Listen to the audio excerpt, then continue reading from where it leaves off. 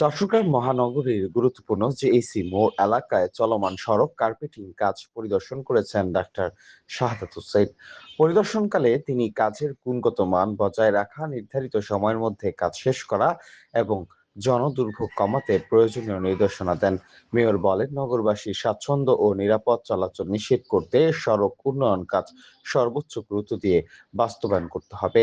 এ সময় সিটি কর্পোরেশনের সংশ্লিষ্ট প্রকৌশলী কর্মকর্তারা উপস্থিত ছিলেন।